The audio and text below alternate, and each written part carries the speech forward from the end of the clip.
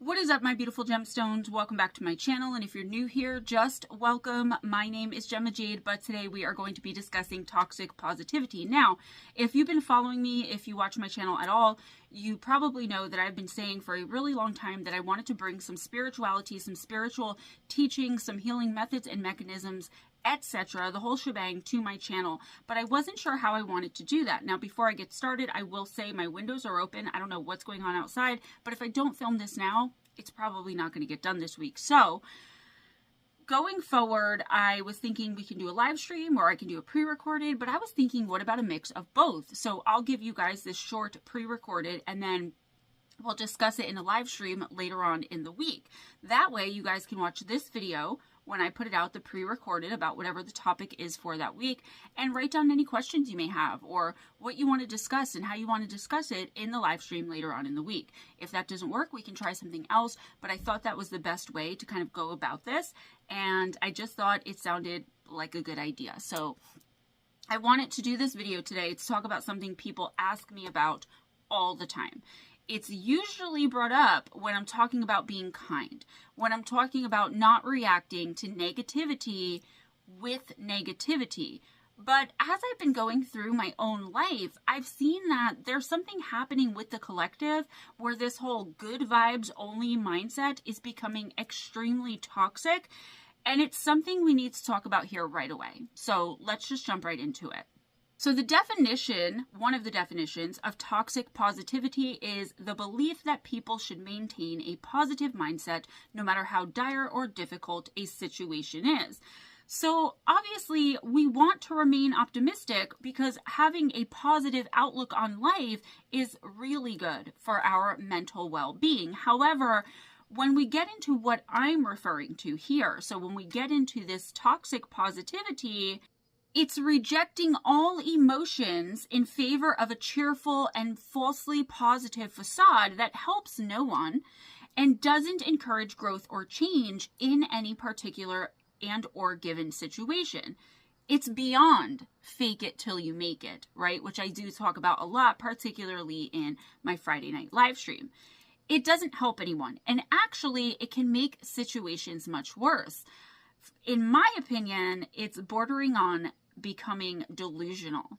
One of the most common ways I've seen this lately, and what actually pushed me into doing this right now, is that I've been seeing that people are going around telling other people that happiness is a choice.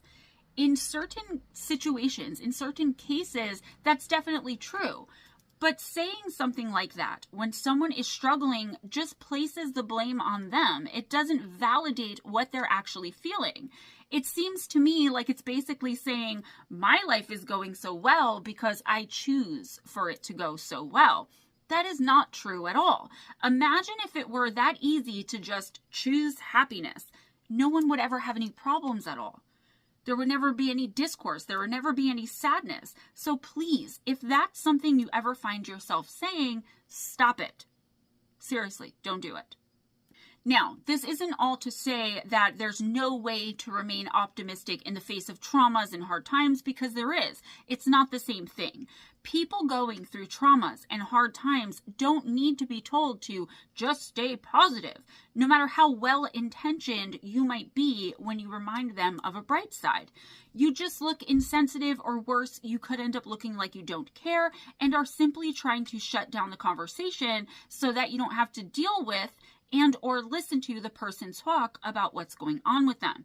If that's the case, right, if you're just trying to shut down communication because you kind of don't want to hear it, just tell them that. Trust me, that is much better that they find out by you just being honest and transparent than for them to just think that nobody cares about what's going on with them. It's much better than for you to keep reiterating, stay positive, because that stay positive gem isn't going to work when their whole lives are falling apart.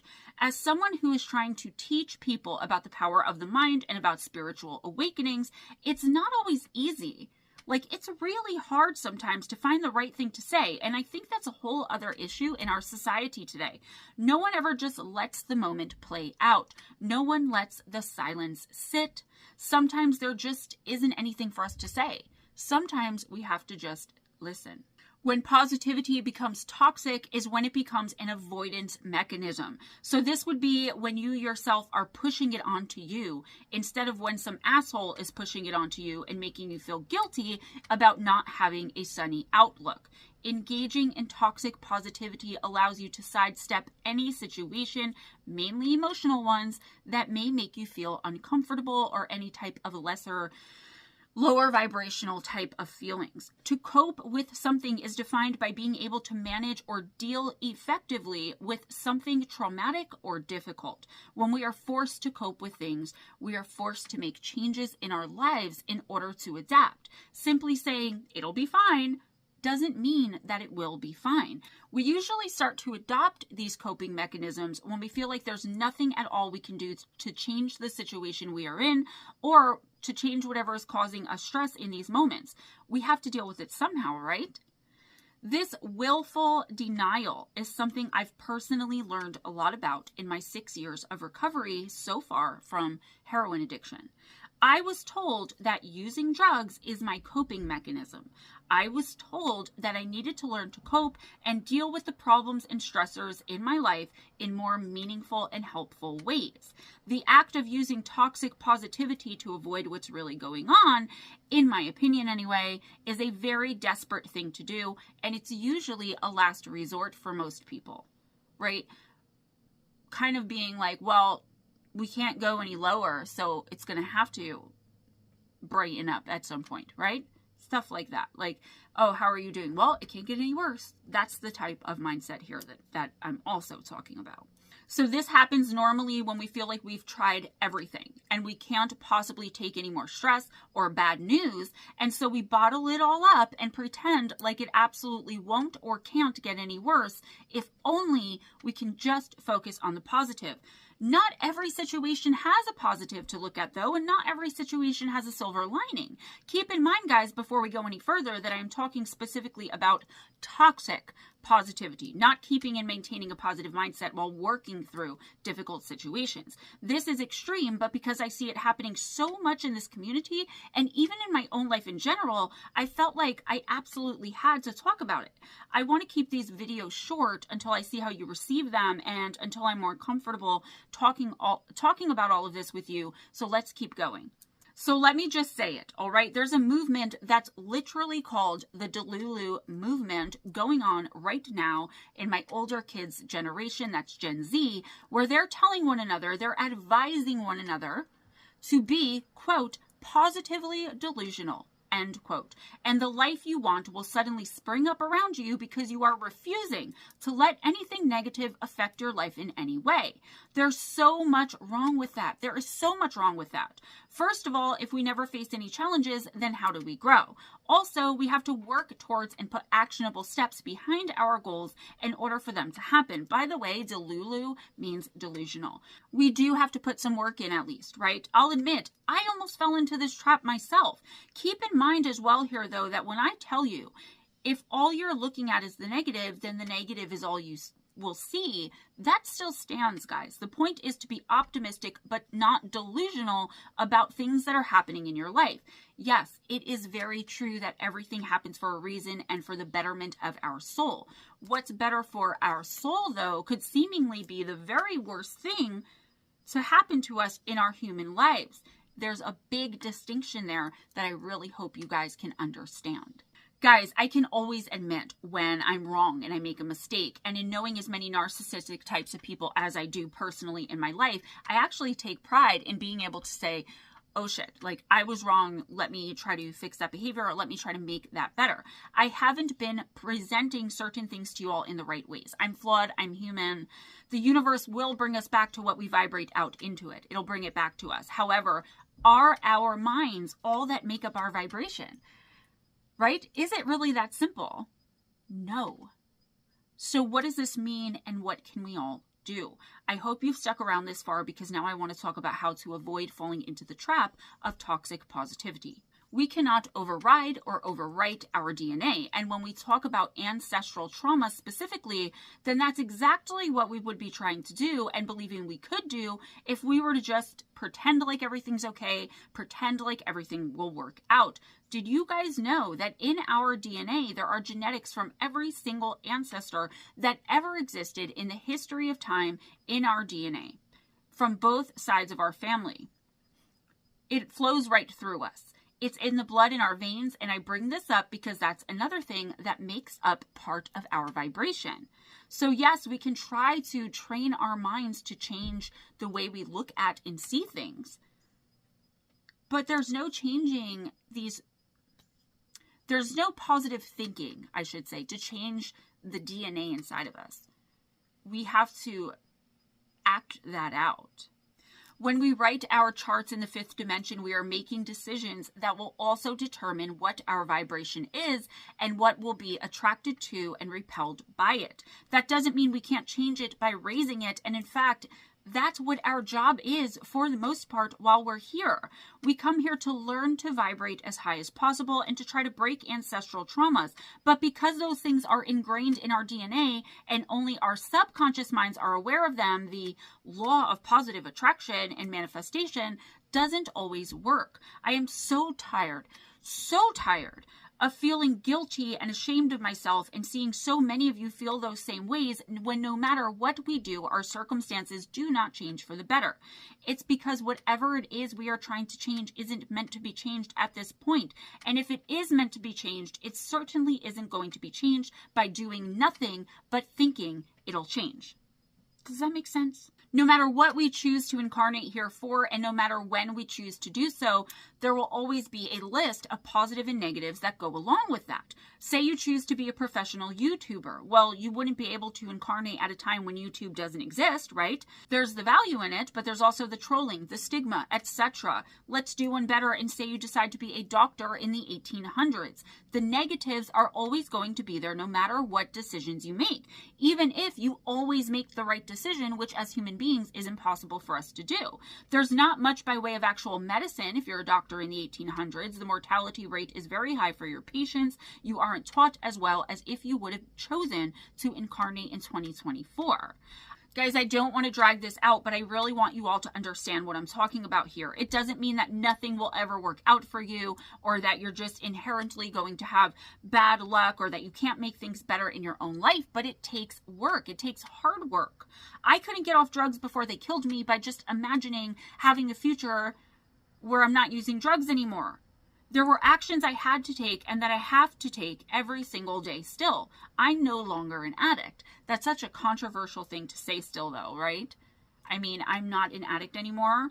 The whole once an addict, always an addict ideology they push on us from very early on in recovery, that doesn't apply to me. No, I am no longer actively using and am therefore no longer an addict.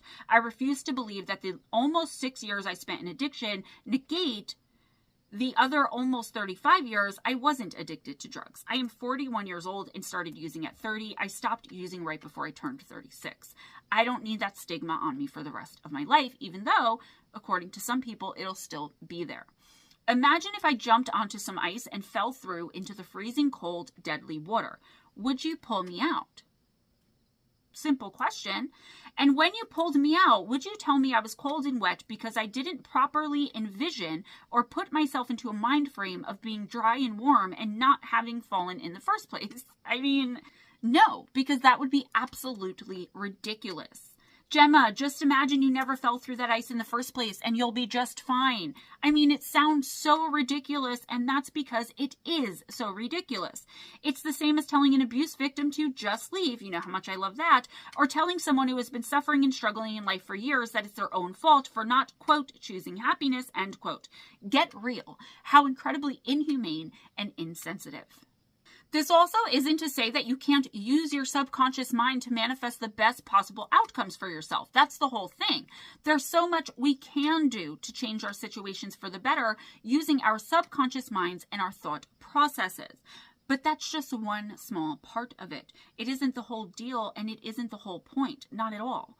Like I said, there's no judgment here because I recently fell into this exact same brain trap, this mind warp, where I thought I could just think things into existence by wanting it enough and being positive enough. Essentially, by being delulu. It just doesn't work like that. And I had to take a step back and really think about some of the things I was regurgitating. It started because I was wondering why my guides and team wouldn't respond when I would try to ask them about it. Why weren't they all on me to be more positive and just try harder to imagine the best possible outcomes if that's all it was going to take? It's because that's not how it works. So here is one of the reasons I wanted to do a pre-recorded in preparation for the live stream. I want you guys to ask yourself some questions and be very, very honest with your answers. In fact, I would recommend taking some time and really sitting with these questions before deciding on an answer. Is what you're trying to achieve or accomplish something that is for your soul's betterment, your soul's best journey to serve your purpose here? Or is whatever you're trying to manifest in your own best interest and something you want so that you can live a better life while you're here? Soul's journey, living a better human life. Usually those things are not simpatico.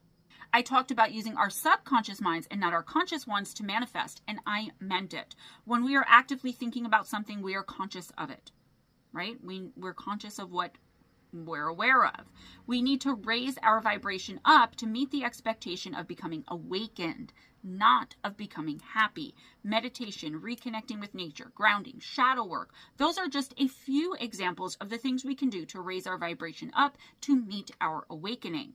It could simply be that what you want isn't what's in your best interest, either right now or forever, in the interest of your awakening, the purpose of your soul while here on this plane in this incarnation, either for right now or this time around.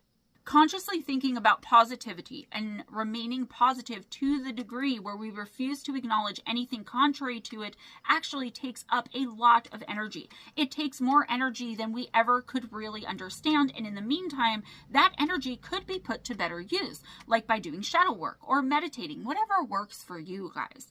It's okay to keep a positive outlook as long as it doesn't become delusional and stays just one tool in your spiritual awakening toolbox. Denial can and will eventually, when left to fester, ruin your freaking life. For example, say that you are remaining positive about all of the debt you're in and trying to manifest some way to pay off the IRS.